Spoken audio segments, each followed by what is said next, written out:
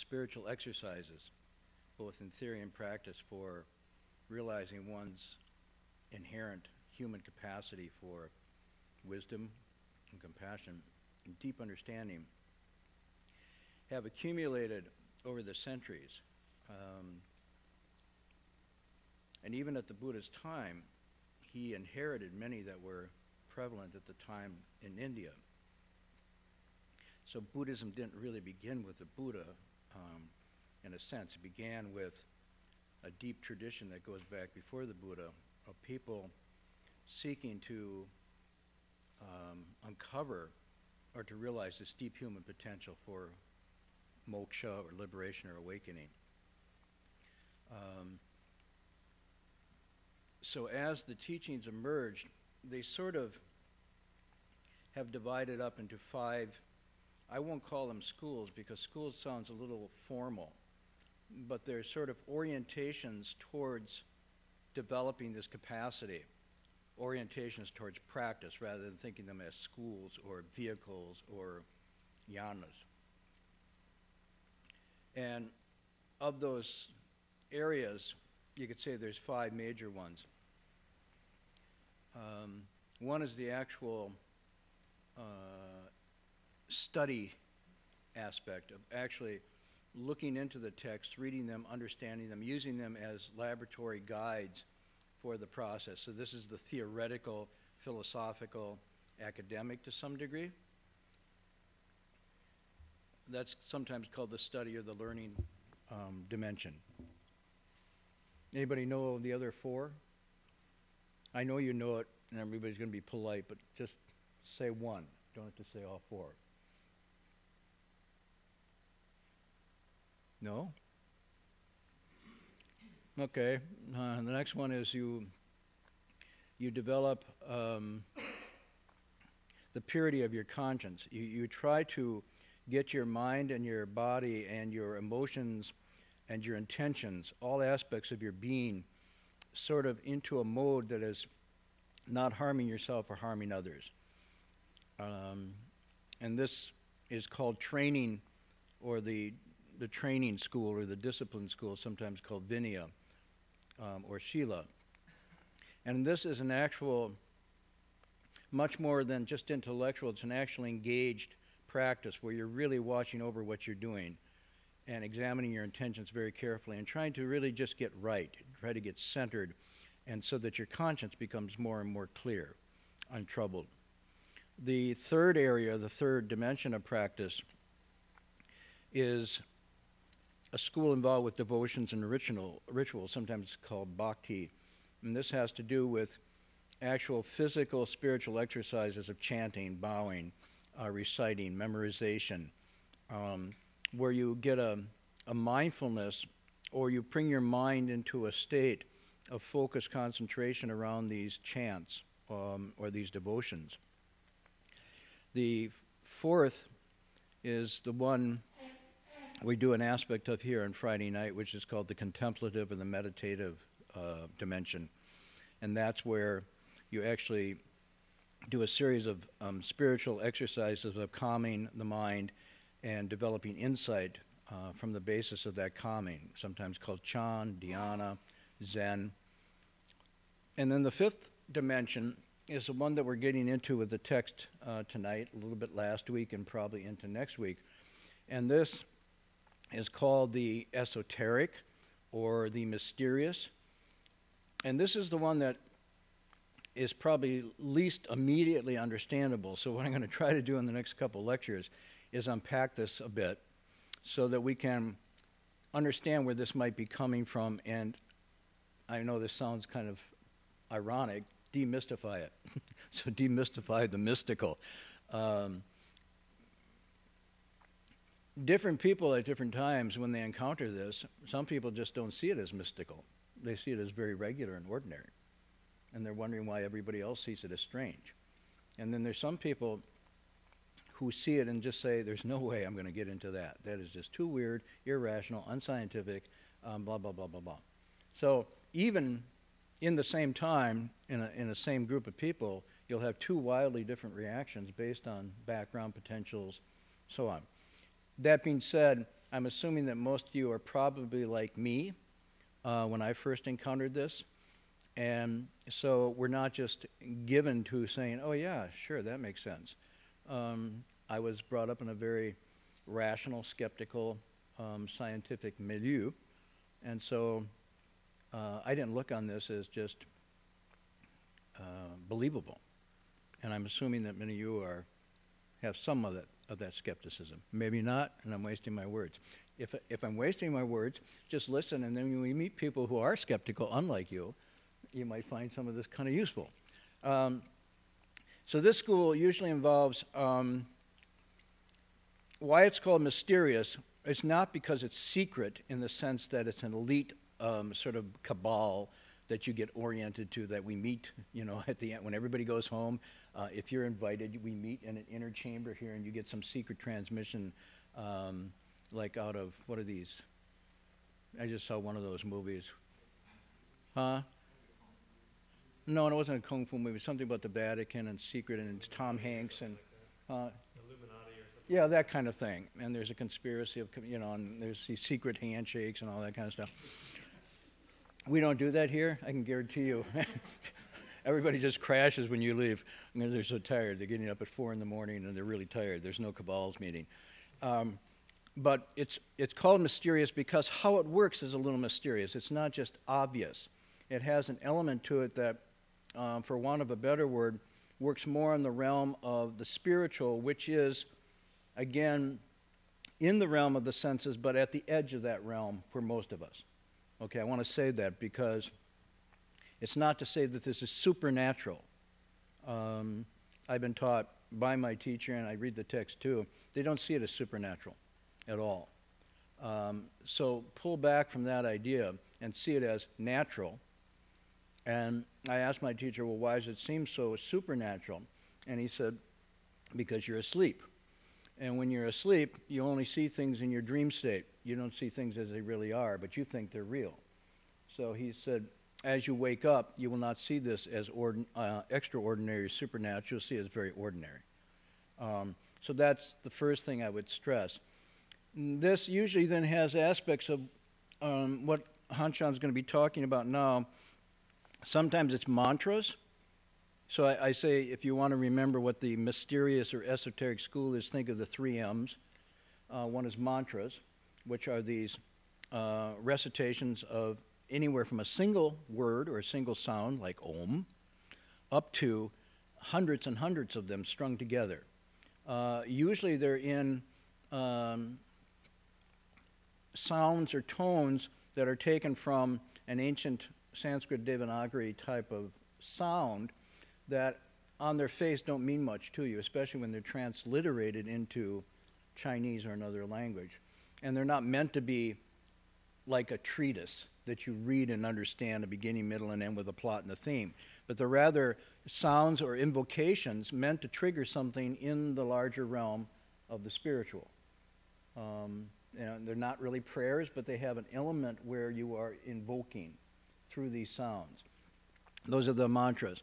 The mudras are hand gestures. Often you'll see in many of the statuary and icons the Buddha's hands or the Bodhisattva's hands in certain... There's one up there. You see that image there?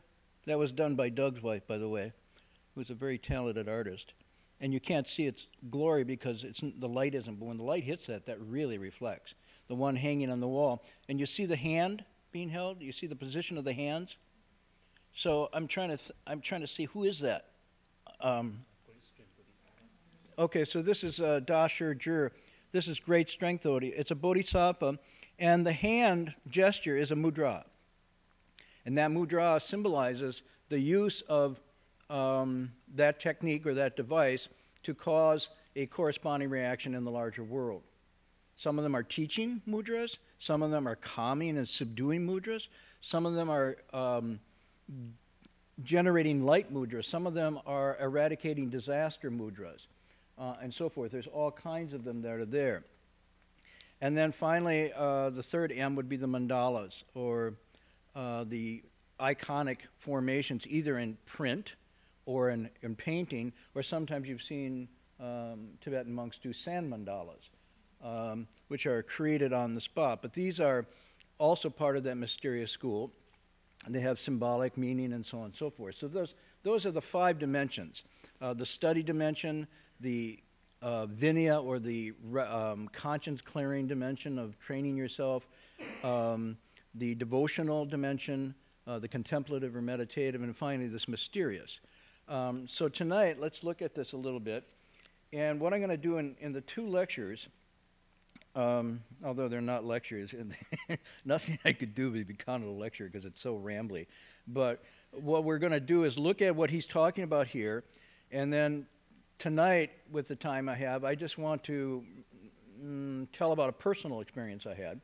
And then next week, I want to look at this from more of a scientific, if you will, frame.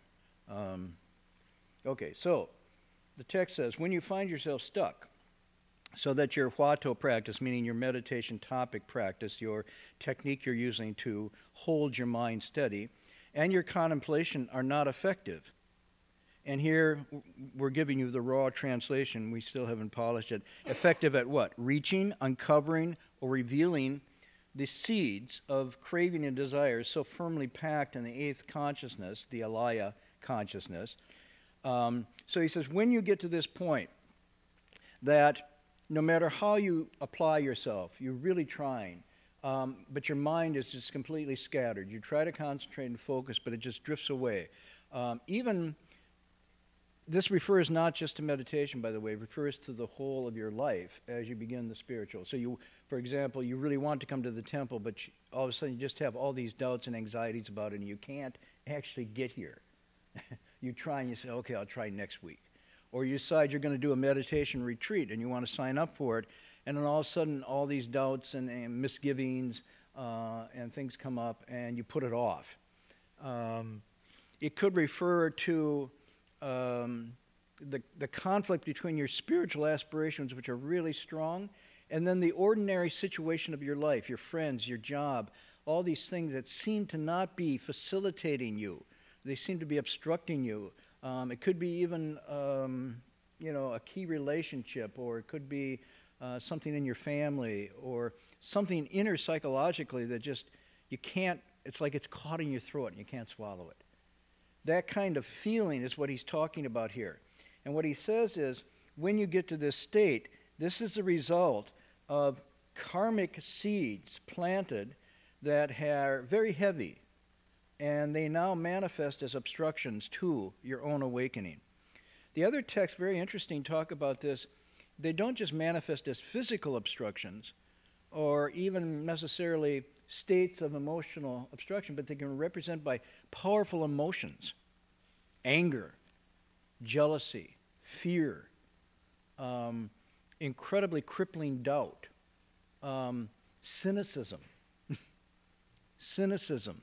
And the texts say that these psychological states, these impediments to having trust and confidence that you can go ahead, are actually a result of past karmic things that you've actually created. Now they come back in these states. So karma is not just, oh, I bumped my toe, I broke my leg, the car got cracked up or something. Karma is also the psychological, even emotional orientation that you have now towards your life and reality, which can shift. You all know that. But the one you're set with now sometimes can be very conducive to a good life and sometimes not. But this is a reflection, again, of karma. So karma has in its, in the theory of it, that the very orientation, what we take to be how we see things, is influenced by our karma. This is really interesting. So when this happens, he says, this is where it's coming from.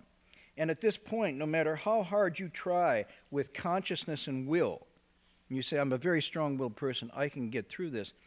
He's saying, at this point, these obstacles are so impacted that you're not going to do it that way. Then now you have to resort to, and this is where he goes into this 5th dimension, he says, bow to the Buddha, recite sutras, or engage in repentance.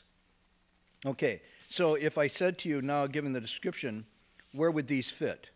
Bowing, reciting sutras, engaging in repentance. Okay, which one? So repentance has to do with vinaya, But it's not just saying, I'm taking the precepts. Okay? What it's saying is, I am trying to cleanse my mind and heart from the shadows, the residue of things that I have done, said, or thought that are obstructive, harmful, impediments. I'm trying to clear. So they're called mind clearing, mind cleansing repentance. And this is not just like, okay, I'm sorry for whatever I might have done. It could have been much, but, whatever. The little bit that's left, or, I'm sorry you take offense at the things I do. That's your problem. No, this is like real. The ceremonies themselves have a catalytic effect. I don't know how to describe it. If you sincerely do them, not from the religious point of view, but just psychologically allow yourself to immerse in those ceremonies with the chantings and the mindfulness contemplations that go with it, you will find, if you're very sincere in just doing that, you will find it having this catalytic effect, this cathartic effect of opening up and releasing these seeds. You'll start to see and remember things that you had forgotten. And the net result of that is you feel lighter. It actually is gone from your system. So how this works, we're just going to leave it. I'm just saying, somehow over time, the people that have created these things were very savvy about the layers of subtlety in the human psychological, emotional landscape. There's something to this. Okay, so that's repentance as both vinaya. Okay, reciting sutras. It's part of the teaching, but it's also considered mind cleansing. You're taking in the sounds, you're taking in the images and working on your mind. Bowing to the Buddha again. Now let's go to the next dimension. He gets into it more. Text says, I have the right place, you should also? Yeah. You should also silently recite a mantra of the mind, which invokes the Buddha's mysterious seal to eradicate obstacles. Because all the secret mantras or mysterious mantras are the Buddha's Vajra mind seal. This is all esoteric school language. Holding the mantra is like wielding a Vajra pestle, crushing all things it encounters into dust. Of all the Buddha's secret mind seals, each and every one comes from this. Okay, so now we've gone from things that are vinaya, study, understandable, to something that's a little bit what? Mind seals, mudras, and mantras. Now we're into something else. Okay, so what this is talking about is how it's framed sometimes in Buddhism is the tension or the conflict or the complementary relationship between what's called tali and zili. Zili is self-power, your own capacities. Tali means other power. And so in Buddhism, at the beginning, there is this sense of two realms of power operating. The other power of the Buddhas and Bodhisattva and spiritual realm, and then your own power, your own exercise, resolve for Bodhi, and so on and so forth. Now, part of what the practice is at the beginning is to use both of these until they become one. So the ultimate teaching, which we call non-dual, bu'ar, means that at some point, as your mind opens and awakens, and as you begin less encumbered, and your capacity of your mind starts to move, you start to realize that that realm of the other power and this power are actually false dichotomies, created by a sense of self, ego, me, and mine. As that starts to dissolve, you don't actually fall into an emptiness. You start to then expand the measure of your mind to the fullness of its capacity, which includes all of these things. So, what I'm saying here is that these mudras, mantras, and so on and so forth are actually innate, inherent capacities of one's mind, of the mind. That's how they're always presented. Tapping into them, though, takes a serious amount of work and cultivation. These are not just easily accessible tools because they're coming from semi or fully enlightened states of mind or capacities of mind that now are open. I could use crude analogies to say my niece, who has decided that she's going to run marathons, but was always a couch potato, and a Southern California couch potato at that. And her idea then, she went out and tried to do it. She got like 200 or 300 yards down the first thing and just started crying and wimping out. She had blisters, the whole thing. And she decided, there's no way, I can't. But then she saw her sister, her older sister doing this, and then she was determined she could do it. But she realized she would have to train. So she put herself through a lot of training. For me, it's like nuts. But, I'm not going to go there. And she talked about the endorphins that were released and all this sort of stuff. And she finally got to it where she's now running these, what are they, 26K or something? Miles? Yeah, yeah. And she just she works all week and she does this on the weekend for fun. But the point I'm making is when she started, there was no way in her imagination she could ever have these powers within her body and her being. And when she actually trained herself, bit by bit by bit, she can do this now. And I just look on in awe and wonder. I can only do it in my dreams, and even then I don't do it. So what I'm saying is our capacity to do things that seem inconceivably distant and far away from us can happen, but it's going to happen with some cultivation and stages.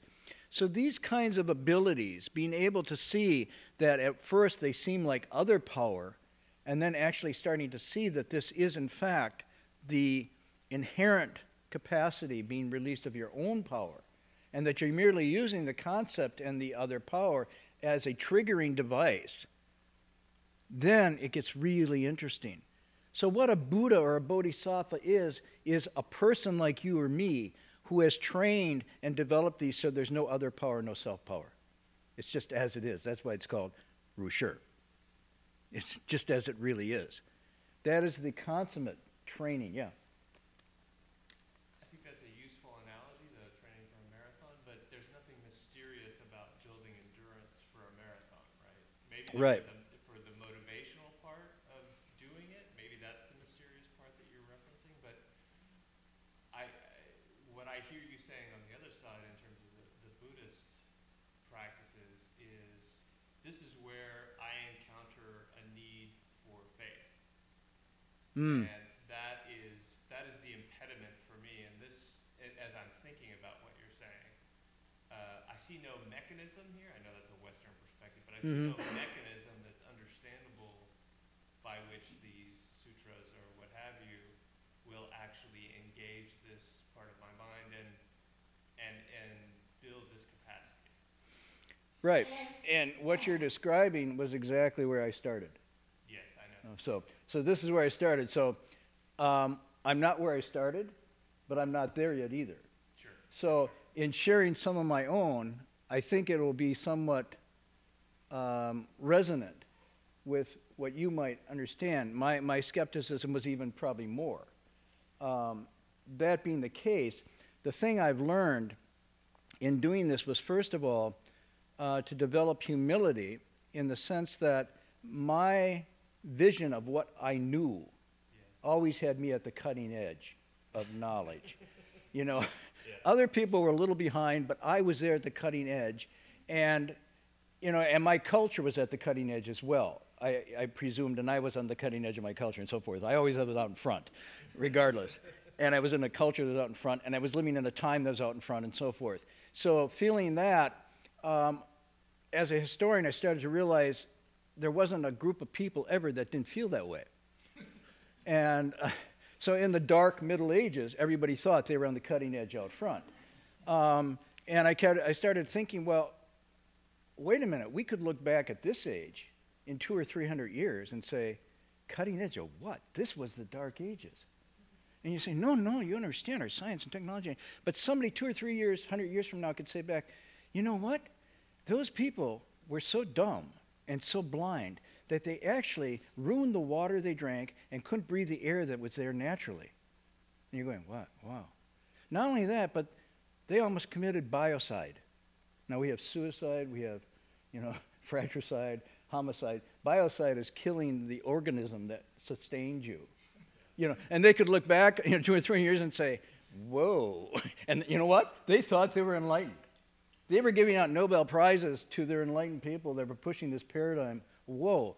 And their economists were winning Nobels for expanding the economy.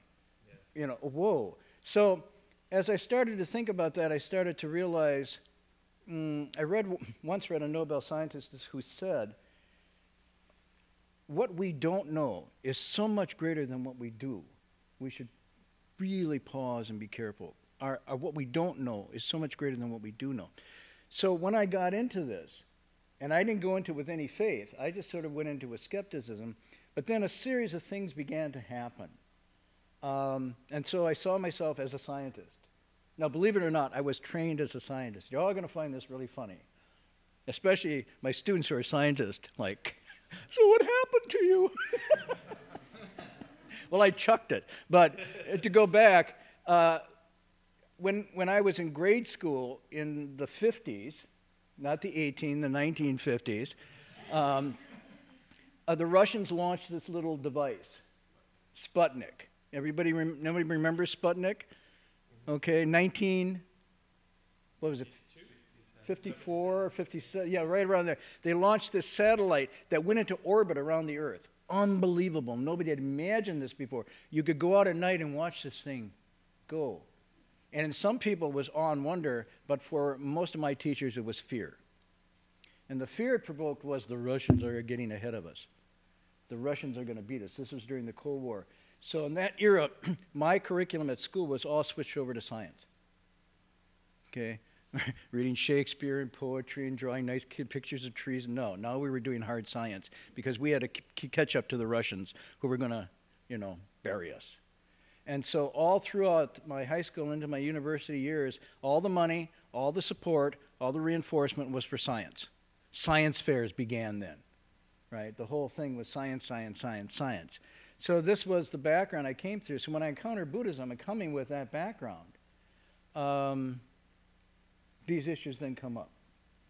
So let me just, I'll explain one of these stories and then go from there. So where I've gotten to where I now have said, I'm going to suspend conclusions or judgments. I'm not going to say, oh yeah, that's really true and I believe it wholeheartedly. Nor am I going to say, it's obviously just poppycock and I'm going to dismiss it. I'm going at the position now that I don't have enough data to conclude one way or the other. But the data I'm gathering has made me more humble and less sure that I have an absolute grasp of how things really are. And although that's a little uncomfortable, over time I found that to be more comfortable than feeling I had an absolute grasp. Because when I felt I had an absolute grasp, I was really in deep doo-doo. But when I feel like I don't, if I can just rest with that, and somebody said that's maybe one of the signs of sanity is you can hold two opposing ideas in your head simultaneously and not go nuts. And I've gotten to the point now where I just suspend. I don't say I have to conclude one way or the other, but I can share my stories with you and say why I moved off that position. Now, when I said this last night at our translation class, a couple of my students said, you better not tell any scary stories, because everybody here is very scientific and you'll scare them away. So I try to think, okay, I'll tell a non-scary story. Although the scary stories are also telling. I'll tell you a non-scary story to illustrate this. And this is very autobiographical. So you can take it as this has not been replicated. It's not intersubjectively testable at this point as far as I know. And you can say it's anecdotal. But it is as I experienced it. So go back to 1975, 76. I was living in this area from all ostensible purposes doing fine. I had enough money. My relationships were all pretty good, very cool group of people you hang out with here in Berkeley in the Bay Area. I even had a lectureship at Cal, and then I had a full visiting fellow scholarship for Stanford. So I was set. But I wasn't happy. And there was something, for want of a better word, I didn't know what it was. There was an emotional, spiritual void, a vacuum, a kind of sense that everything I did was meaningless. And the more I tried to get past it somehow, it just kept bouncing back at me. So there's this deep malaise, in a sense, for no reason. It's like you look ostensibly, there was no reason, but something was longing, something was unfulfilled. I describe it as the closest I can feel what it's like to be a chick in a shell. You know, I want to get out, I want to break through a peck, but I can't.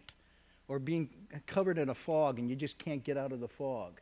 So this went on, And gradually, I sort of decided or tried to find ways that made me feel better, closer to it. And what I ended up doing was chucking the fellowship, chucking the teaching thing, first of all, and basically ended up working with kids. Because kids at that point brought me much closer to my own spirituality. I mean, talking about very young kids, and instead of graduate students. Sorry, that's why I left the graduate thing and the whole thing. The kids were just so there and so into a real world that I resonated with, and backpacking in the Sierras for a week or two at a time, and then doing Tai Chi. So those are the three things. I jettisoned everything else in my life. Now you're all thinking, how did he do that? Those of you who have been through the 70s realize you didn't need a lot to live on. I ran a daycare center with a friend of mine up in the hills, and that provided enough income to do the Tai Chi and go backpacking and pay for my rent and health and everything else. You're all going, whoa. That's another mark of progress, okay? This is, we're in the 2015, and some of you are going, wow, when was that year? Was that socialism? No, that was just the 70s. You know, we could just live almost nothing. So I did that lifestyle, and that brought me, but still I could not feel that this was, there was still this sense of being in the eggshell, and I just didn't know how to get out. And so that was my state. I never heard about Buddhism at this point, except at my Tai Chi studio. My teacher had a Buddha image in the studio that he would bow and light incense to, which I thought was kind of, you know, superstitious, because I was interested in the Tai Chi. So I was doing this, and then a series of dreams started happening. I'll just relate this one dream. And these are not like vague dreams. These are dreams that you wake up with your eyes wide open, dilated. People are going, whoa, what was that? Okay. If you've ever had those dreams. I remember a feminist said, I remember when I first heard thunder in my dreams. Waking up, I knew I was changing. Anyhow, so that's what it was like.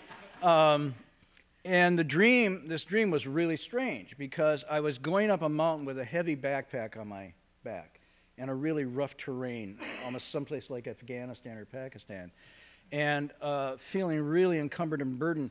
And I paused, and there was a cave. And these lovely people came out of the cave, and they had robes on, and they had no hair on their heads. And I'm going, who are these people? And they said, no, no, come in. They grabbed my hands and led me in. And it was hard to get through the entrance. I had to bend down. And then they gently took off this pack of mine and just set it aside. And I thought, wow, that feels pretty good.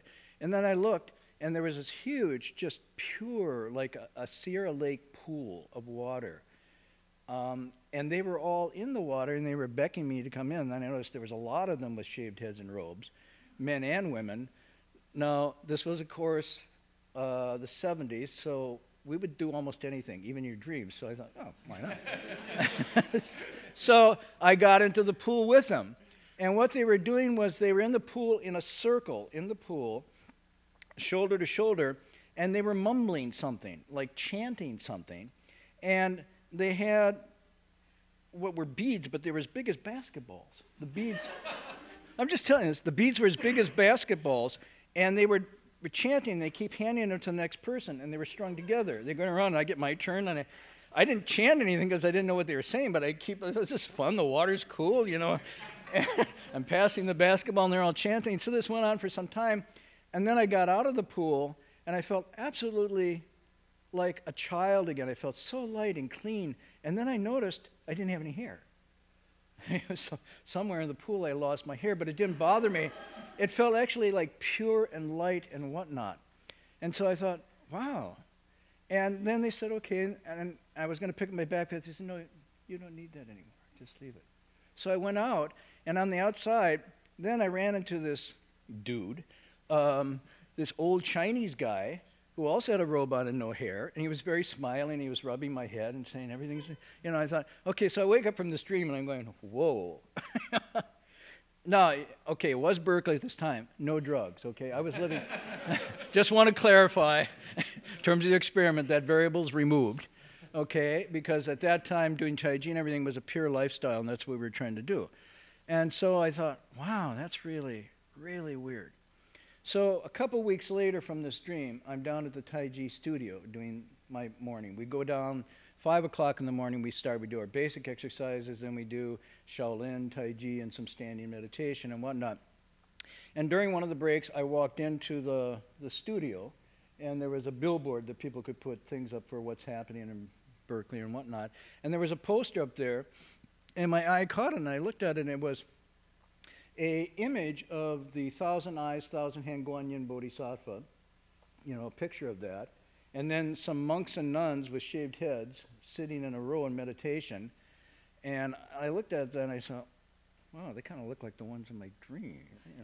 But then I went up and read it, and there was a verse there, and it said, 1,000 eyes see all, 1,000 ears hear all, 1,000 hands help and support living beings everywhere. And then I repeated, 1,000 hands help and support living beings everywhere. And when I read that, I had this kind of shudder in my spine, like you get a little chill feeling, and actually a little kind of feeling like a tear in my eye. I thought, wow, that's weird. So I just went outside and started doing some more Shaolin, and I thought, I wonder what that was about. Must have been just a funny thing. I said, so I'm going to do this again. I was very scientific about that. I'm going to go back in, look at it again, and see if, so I did the same thing. When I read the verse, 1,000 hands help and support living beings everywhere, it was even stronger. And this time an actual tear came. So I thought, no, two's not enough. I went out because it was advertising a Great Compassion meditation session at this place called Gold Mountain Monastery in San Francisco. And when I saw the monks and nuns sitting there, it did not look inviting. First, they had these gray robes on, it was a black and white shot, and they all looked like ascetics. Now you have to remember, this is Berkeley in the 70s, not much ascetic going on here. This was Epicurean to the extreme. So there they are, and I'm thinking, okay. So I said, if this happens the third time, I'm going to have to go check this thing out. So I go on the third time, and the third time, it was just like tears started coming. It was just shaking. So I thought, okay, it's only 7 days. I can do anything for 7 days. I'm going to go check this thing out. So I made the arrangements to do it, to go do this retreat. I went over to Gold Mountain Monastery, which was in the heart of the mission then. I pulled up in front, and it was like, I don't think so. One of those monks came out, and I saw him, and I thought, oh my God, this is so weird. This is way too weird. But then I thought, I've done a lot of weird stuff. 7 days of weird, I can handle it, even because I thought back that shudder, I got to figure this out. So I walk in. And when I walk in, they're reciting, there's incense and chanting, and the funniest thing happens, I feel at home. Now, this is so foreign to me. You have to remember, there's nothing in my background that would resonate with any of this. And moreover, it's foreign because I was brought up Catholic, so this is the heart of idolatry. This is what all the priests told me would cause me to be struck by lightning and fall into the hells. Graven images with all these hands and eyes. So I'm going through a real thing. On one hand, I should be not having this, and yet I feel immensely at home and comfortable. So then, in the middle of this, they finish their chanting, they all bow, I don't bow, they bow, and then they sit, and there's a Buddhist abbot comes down to give a lecture. And so he comes down to give the lecture, and I'm looking at him, and I thought, I've seen him before. And I'm trying, where did I see him before? And suddenly I remember the dream. He was the one that was outside the cave. So I'm going, wow, this is really weird. And then he has everybody tell their stories that night, because this is the beginning of the session, why they came. So everybody tells their stories, and I thought, okay, why not? I'll just tell them what happened. What the heck? And I tell my story, and as I'm telling, I've noticed all these people are kind of reacting somehow, having this reaction. I'm thinking, why are they reacting to this story of mine? Because I cried when I saw the poster, and blah, blah, blah, you know. And then the master said, all of you are here tonight because you have causes, yin-yang, causes and conditions with the Dharma, and you've been able to overcome the obstacles that prevent you from returning home. That's why sometimes you feel at home when you come in, but it's so strange. You've been out, drifting in the dark for so long. And I was like, wow, that really described my state. So afterwards, they all came up and said, wow, that's pretty far out. I said, well, what's so far out about it? And he said, well, you should know that that poster, and then they told me the story. And the story of the poster was, 3 weeks earlier, they were going to put a poster out to hang up around San Francisco and the Bay Area to announce this retreat. And the master, the abbot at that time, said, so when you make this poster, don't chatter and go on like you always do. He says, recite the Great Compassion mantra while doing it. So when you do the printing, when you do the layout of it, everything, I want you all just keep reciting the Great Compassion mantra while you're doing this, so that those people that have affinities but are prevented from obstacles from coming, when they see this, it will actually form a bridge for them. So if you're really sincere and you do this, it can have that mantra can have the effect of breaking those obstacles down so that they can actually draw near. And they're going, yeah, right. So, but they accepted it. So they're all reciting. They told me they were reciting, and they're doing the whole thing during lunch and the whole poster. And when they hung it up, they're reciting too. And somebody came over to Berkeley and put it there, right? And that was the poster I saw. So they were saying, wow, actually what he was telling us, what we did, and you coming in, somehow makes sense to us now. And I was going, whoa, what's that about? And of the 6 people that came that night, 4 of them became monks or nuns within a year. Now, what do I say about that? I don't know what to say about it except to say the dream occurred, the state occurred, I had the experience of going there, all of which was very real, not sought after, and I had no way to explain it. And the only thing that explained possibly what that feeling might have been, and the sense of the backpack being lifted off and so on and so forth, was somehow a connection through that and maybe this Great Compassion mantra. Now, that was the first of many experiences that kept shaking my paradigm. You know, I wanted to hang on to the super rational, logical, material paradigm, and I did, but every time one of these things would happen, I just had to keep putting it into this collected, now I have a big basket of data that I don't know quite what to do with, that doesn't fit my previous paradigm. It's closer to this, but I still resist going fully there yet until I can say, I know this directly. I know it beyond faith. So when my teacher explained faith to us as something that is instrumental, it's a means to an end but not an end in itself, and that faith ends with gnosis, not with more faith. So you only use faith temporarily as a hypothesis until you overwhelmingly say, confirmed. Yeah. And that's more or less where I'm at now.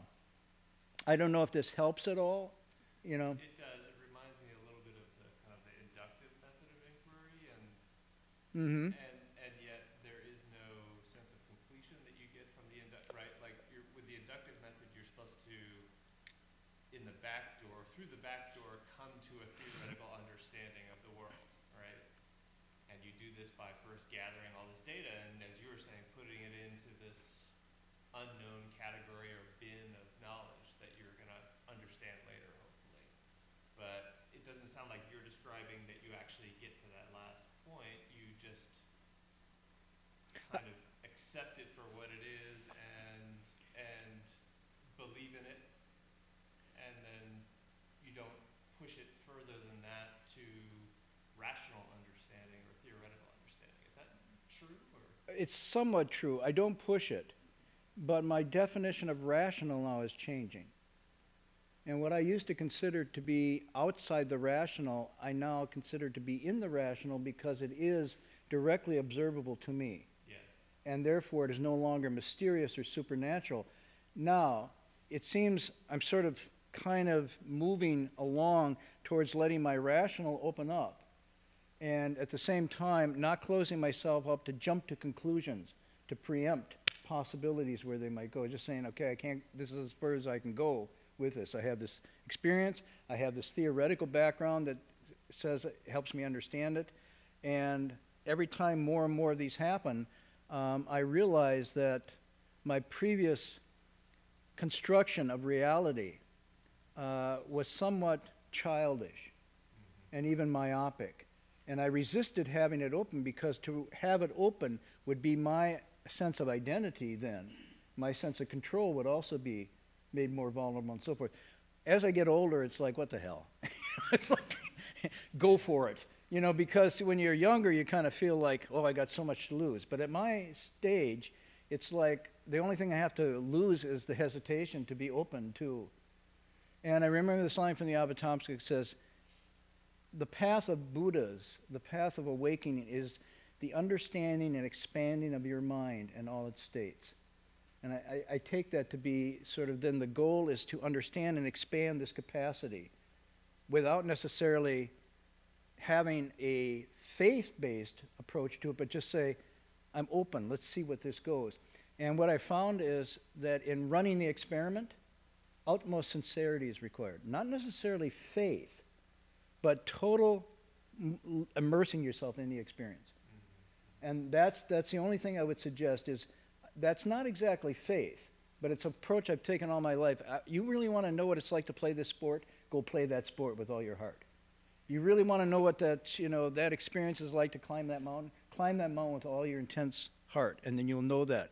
So the approach I bring to it is utmost immersion, sincerity. I lose myself in it, and then see where that goes. Right. And that's basically how I steer. Well, as opposed to a more religious faith. Religious faith requires that until you die, you maintain your faith. And what you're describing sounds more like you are actually receiving evidence that there is something going on that does not require faith once you receive that evidence of experience, is what you're talking about. Evidence of experience, right? Right. And in fact, if I could share this and be really honest, religion as that, I'm not religious at all. Yeah. I'm just being honest. Wait a minute here. No, I'm not religious at all. This is not about religion for me. Yeah. I gave that up a long time ago. Sorry, Ilona.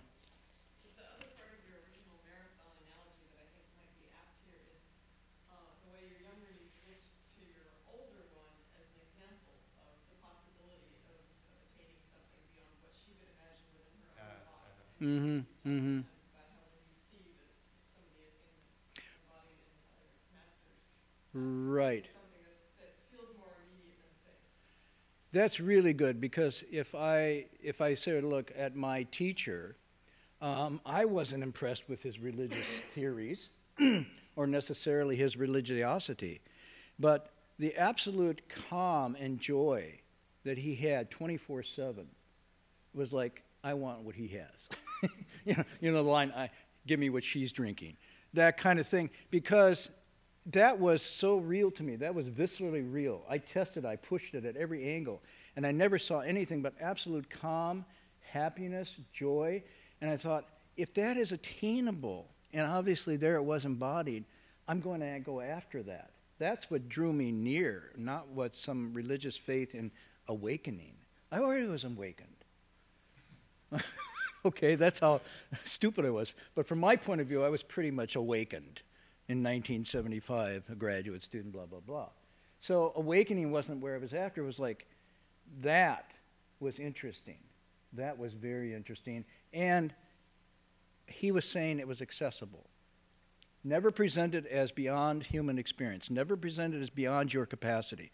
If it had presented as mysterious beyond, then it turns into that something other, that I have faith that when I die, I'll go to this place. And, it's not about that. It's actually about here and now. You can actually start to enter and get to that place. And that's why I think if you look at the history of this teaching, you'll see the actual transformative points for almost all the people that draw near are personal, direct experiences with somebody who embodies it. Even the Buddha himself. When he's wandering around, he sees someone else, a wandering shramana, and he looks at him and says, this person is so together, looks peaceful and happy. He says, what are you doing? And he says, I'm cultivating this. That's what inspires the Buddha himself to go off, not theory. And you remember when the Buddha does his thing, gets enlightened, he goes back to the 4 disciples that were with him at the beginning, and they all say, here comes the loser. He left us. We were doing the real gung fu asceticism, and he went off, and they all said, ignore them. Ignore that klutz when he comes. Pay no attention to him. And they're just sitting there like, we're going to ignore him. And they kind of out of the corner, I caught a glimpse, and they think, whoa, he's changed. Whoa, he's really impressive. Then they said, what have you been doing? And that was the beginning of the turning of the wheel of the first 4 truths, was because they saw something embodied, not out of faith, but actually embodied that they were very much thinking that would be wonderful to have that. And they also felt we could because he was just like us just a year or two ago. So I think that's why this is really interesting, and I don't see this as religious at all. And I completely understand that. In fact, if I could, I think that's where the Buddha was. The Buddha was ultimately very, very skeptical and irreligious and unfilial. Sorry. Okay, so we'll close here. Next week, there's more of this to go into, but then I want to sort of just bring out maybe a little more of the scientific, how that might be looked at or seen. You know, just an interesting way to go at it. Because you mentioned about dreams today, and we are starting to wondering the dreams, so you think we can introduce the mass conscious dreams, because he had the poor dream too. The dream you just mentioned, went to the pool. Oh, he had a... He had the pool dream too. A long time ago, Hung Sher did his MA on dreams and Buddhism. And so let me just throw this out for those of you who are interested in this. Dreams and Buddhism have some of the same dimensions that they have in the Western sense. So what Freud and Jung say about dreams, the Buddha also says about dreams. On one hand, they are just repressed or unfulfilled desires or fears or so forth, so that's the wish fulfillment side of it. Also, they are representations of deep patterns within the psyche that Jung would call archetypes or so forth, and that's there. Also, but then there's other categories of dreams used in Buddhism, and this coming from a textual analysis. One is that they are, I can see if I can get some of this right, they're actually diagnostic. So depending on the dream and what's in the dream, you can use it to diagnose your state of health. Elements of fire, water, and so forth that appear will then tell you how your natural elements are playing out in balance. There's also dreams that are, I'm not giving you all the categories, there's another level of dreams that have to do with the scene of past karma that's being played out. Because when you go into a dream state, it's not unlike going into a meditation state where the sixth consciousness is suspended and you're going into the deeper layers of consciousness. But without discipline, it's just, you know, like a dream. It's just like, wow, all over the place. Another level is that demons can come in dreams to try to take hold of you. But there's another level which I found really interesting, and that is that Buddhas and Bodhisattvas, knowing this channel, will use it to teach and transform and to actually guide you. And so, however, and there's other categories, but what it's saying is dreams are not necessarily unreal, but just another sort of window into the deeper workings of the mind, which to us seem amorphous, but if we could deal with them a little more, and I'm finding as meditation deepens, so does the dream thing. I'll just share. Usually I'll have a dream. In the first 10 minutes of my morning meditation, the whole dream will come back in total recall, and then I just keep moving on.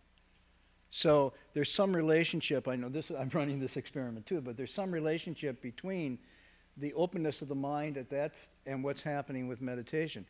So from the Buddhist point of view, this is just the mind and its workings. This is how it works. And right now with our scientific, neuroscientific, we maybe have that much of a view of that phenomena. But the two of these combined could really open up our understanding of this capacity, I think. So now I'm going on, but enough for tonight. So I didn't tell you anything scary, right? No scary stories. Okay, do you have something, Chinwei, to announce, or? We actually have a session coming up. Major story. Ah, We have the Guanin session starting this weekend on Saturday evening. So people are just rides go up on Sunday as well. That's the main day, the celebration day of Guanin Bodhisattva, who is the thousand-armed Bodhisattva. And so that ceremony will start on Sunday and go for a week until the next Saturday. We have classes in the afternoon and evening, so people are interested. That's up in Ukiah, about 2 hours north of here. Other than that, after that is a week of Chan meditation. So that goes to about April 7th. a whole week, not just a week. Yeah, whole week. Okay. So 1 week. Anything else? Is there Dharma instruments class? Yes. What time is that? Tomorrow? I think 2 to 4. Tomorrow. Yes. Is Yes. it so I think there's a Dharma instruments class here from 2 to 4 tomorrow as well. If you want to learn how to hit the bell. Okay?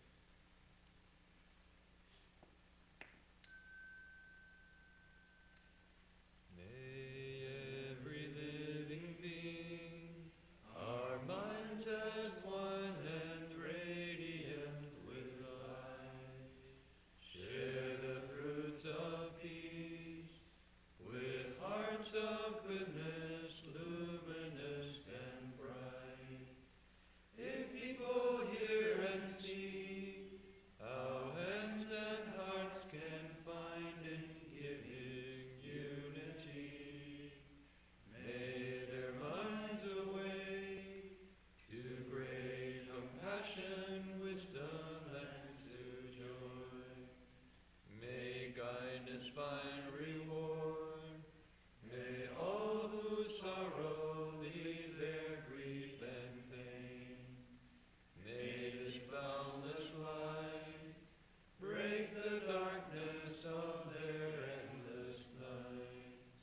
Because our hearts are one, this world of pain turns into paradise. May all become compassionate and wise. May all become compassionate and wise.